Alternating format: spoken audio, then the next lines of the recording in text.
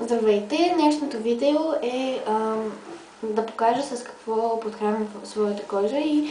Ой, извинете ме, и коса. Но тъй като моите неща са твърде малко, видеото ще бъде малко, естествено. И мисля, че е време да започваме.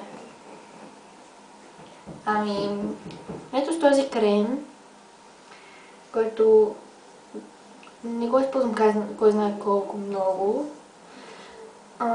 С него си мажа тялото, ето вижте колко съм използвала. Си мажа тялото.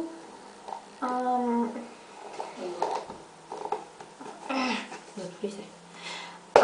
Си мажа тялото и ми помага много и на мен всъщност съм много доволна, тъй като моята кожа е много нежна, смисъл много чувствителна.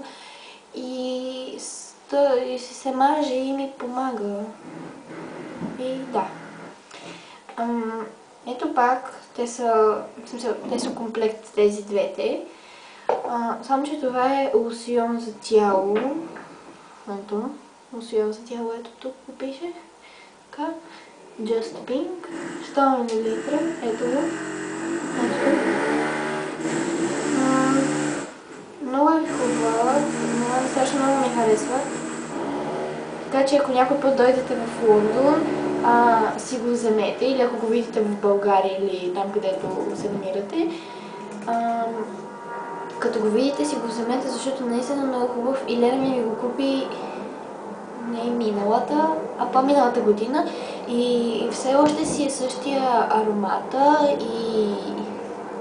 и наистина ми помага, както казах преди малко. Моята кожа е много чувствителна и наистина много ми помага.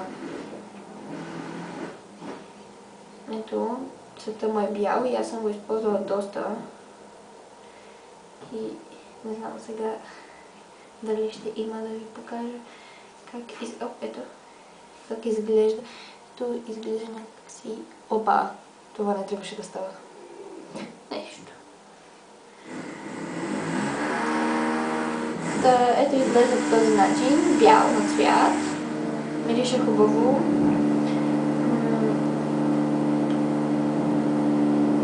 И да.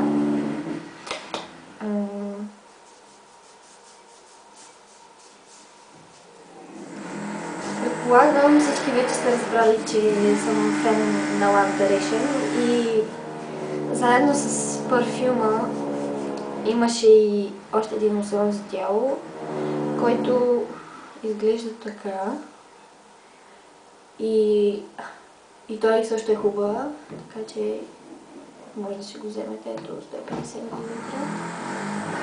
И той мирише също много хубаво. И той е бял на цвят. Ето, бял.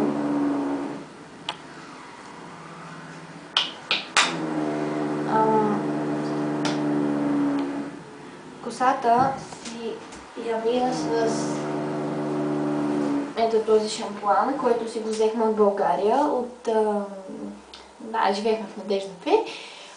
И ако го знаете CBA, където се намира на Толстой, от там го взехме, значи кой знам какво ви пука, но да, така.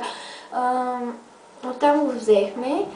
Ето шампуан за коса и тяло с екстракт от коприва, който поддържа косата жива и бляскава, придава обем и помага за лесното оформление на прическата, оставя дълготрайно усещане за свежест. Ето, 750 мл, да, голям е, много голям. Мирише наистина много хубаво и аз и майка ми специално сме много доволни, тъй като нашите коси са мазни и на нас наистина ни помага и да, така че препоръчваме ви го и надяваме се да останете доволни от него и да, така. Другото, което е понеже моите ръце, в смисъл са също чувствителни точно тук по пръстите, използвам този сапун, катранен сапун. В него си мия ръцете, нали? Който наистина ми помага, защото ако го сменя или пипна някъде и ми се появяват такива ранички и след като се измия 3-4 пъти поне раните вече изчезват. Така че ако и вие сте с нещо подобно, може да си вземете катранен сапун, който струва поне по 85 стотинки в София, България. Тук в Лондон не знам дали има, аз си купих 2 преди да заминем и надявам се да ми стигнат до края на годината, за да, като си дойда, да си взема още. Другото, което използвам, е ето това. Хидратиращо туалетно мляко. Тъй като, както казах, моята кожа е много нежна и ето тези дни нещо ми става и нещо съм се изприщила навсякъде, по гушата, по ръцете, краката, тук, гърба и корема и се мажат няколко дни и ме поуспокоява малко. Ето той също е бял на цвят. Ами...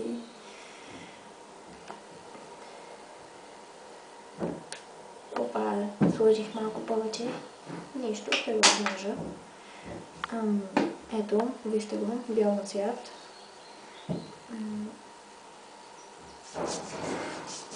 Той, като го размажете, седи нещо като някакво такова мазно, само дето не е, но изглежда така. И, както казах, помага много, защото и между другото да не пропусна да кажа, че това последното, което ми кря майче. Да, кря. Колкото и да е старо, пак ви помага, защото аз това туалетно мляко, колко години вече го ползваме, може би 3 години или нещо такова, може и по-малко де, но не знам. И искам да кажа, че дълго издържа, запазва си аромата, хубаво е, помага много, тъй като, нали знаете, малкото бебе, когато се роди и неговата кожа е още по-нежна и за брат ми го използвахме много. Мажехме му от опита, като се изприщи и така нататък и наистина ми помагаше и да. Ето, използвано е до ето тук. Просто стане като толкова. Трябва да купуваме ново. Като дойдем в България, ще купим ново. Другото, което е, използвам ето това. Този дезодорант. Чакайте. Който е 150 мл. Ето така. И майка ми също от време на време го използва и сме доволни много от него. Друго...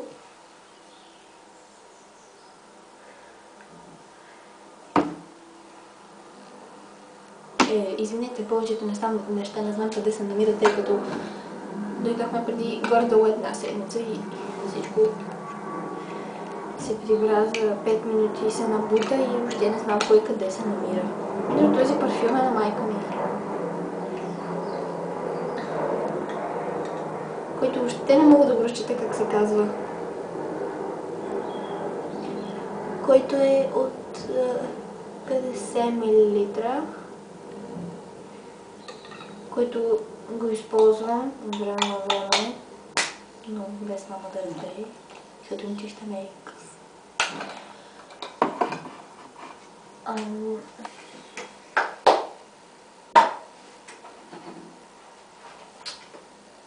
Това не знам дали спада към това видео, подходящо ли е подходящо, но ще ви го покажа.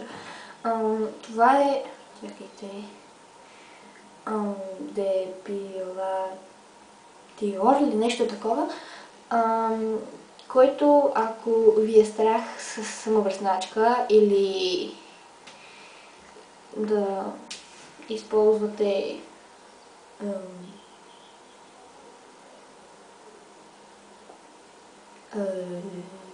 да сещате се онова брамчащото там.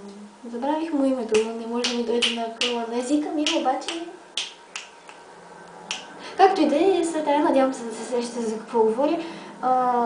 Ето това може да го използвате. От България сме го купили от София. Така че може да го срещнете там. Ето 150 мл. Аз го използвам, защото помага. Ето и за какво се използва. Нанасяте, нали, заедно с тази шпателка, нанасяте на мястото, където искате да си изчистите костничетата и оставяте поне 5-6 минути или даже по-скоро 6-7 минути, 8 някъде, даже може би 10 не пречи. След което изплаквате всичко с помощта на шпателката, нали, побутате. И след това кожата ви е гладка и без косъмчета. И така. Да вижте аз колко много съм го използвала. Съвсем нищо не е останало. Има колкото един път да го използвам. Не знам защо го взехме, но мисля, че ще ми потрябва, тъй като може би тези дни ще се ходи на басейн. Но ще видим. Зависи. Така.